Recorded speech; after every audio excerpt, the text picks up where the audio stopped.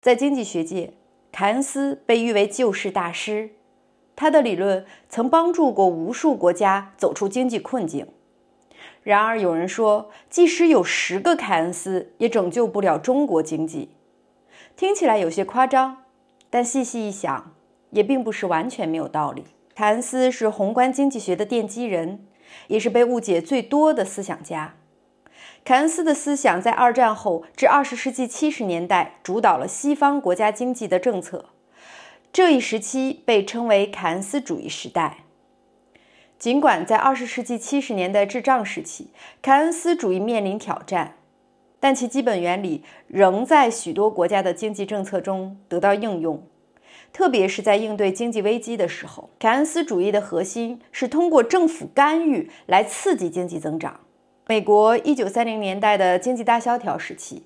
罗斯福总统的新政策受到了凯恩斯主义的思想启发。政府通过大规模的公共工程和其他形式的政府支出来创造就业和提振经济。第2次世界大战后，凯恩斯的理论继续影响美国的经济政策。在战后的几十年里，美国政府采用积极的财政政策和调节货币供应的措施来避免大规模的经济衰退，促进经济的稳定增长。但美国与中国不同，中国引入凯恩斯主义以后，也做了特色的处理，沿用了西方经济体探索凯恩斯主义时期的大基建策略。由于中国是最大的工业国，基础设施有利于降低整个经济体的运行成本，更廉价的物流、更廉价的商品、更舒适的环境，比发达国家更好的基础设施，这在一定程度上缓解了就业的压力，短期内也确实刺激了经济。但是这就像吸毒一样，起初少量就可以得到满足，但时间一久，吸的量就需要越来越大，想戒掉也越来越难。于是政府开始从内部建设到为别人搞大基建，但全球没有那么大的购买需求，只为拉动就业而搭钱给别人建设也不是长久之计，并且即使政府想要加大投资，资金从哪来？基建投资目前已经降到了5%以下，主要的一个原因就是政府没钱了。2001年，中国政府的债务量只有1万亿，现在中国政府的显性负债是30多万亿，债务量翻了30多倍。70%到90%的地方政府都是借新债来还旧债，政府没有钱投入，凯恩斯的理论拿什么实施？第二，面对经济下行，凯恩斯的就业、利息和货币通论中特别强调了预期，尤其是企业家的预期的作用，认为企业家的预期决定了投资，投资决定了就业，决定了经济波动。对于市场预期，美联储有自己的预期模型。每个季度，美联储向市场主体收集接下来的经济走势和看法，随后算出这个市场预期的中位值或者是均值，和自己的模型去对照，通过观察缺口来调整宏观政策。而中国央行每个季度也都向金融机构发出问卷，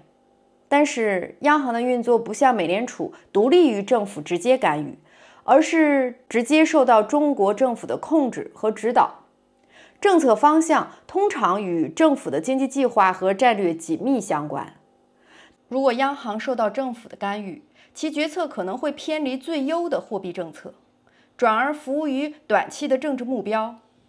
这会导致出台的货币政策过于强调政治效果，而不是纯粹的经济效率。当人们预期未来的经济状况不佳时，及时的做出货币调整，调节货币供应和利率，在一定程度上还能够刺激经济。但当长期的频繁的把货币政策作为调控手段，会使得人们的预期越来越差。当预期过差，人们宁愿持有现金而非投资或者消费的时候，即使中央银行实施了零利率或者是负利率政策，企业和消费者仍然不愿意借款和消费，而是更倾向于持有现金或者其他流动性极高的资产。这就是流动性陷阱。这种现象通常发生在严重的经济衰退时期，例如大萧条，或者是08年的全球金融危机之后。回顾美国1929年到1933年的大萧条，从1917年一直到1929年，美国的股市、房市和商业地产都在高速增长。到1929年的10月24日，黑色星期四，股市忽然暴跌。当时美联储实行了紧缩货币政策，导致4、5千家银行破产，美国经济萧条了20多年才复苏。也正是因为这一点，帕南克在06年担任美联储主席以后，采取了宽货币、去杠杆的货币政策。虽然是因为多次的降息和量化宽松导致08年的美国的次贷危机和金融风暴，但即使在这种情况下，伯南克不是紧货币，而是宽货币。自08年下半年到09年进行3次量化宽松，从而使得美国经济在09年就快速的复苏了，平稳地度过了美国的次贷危机。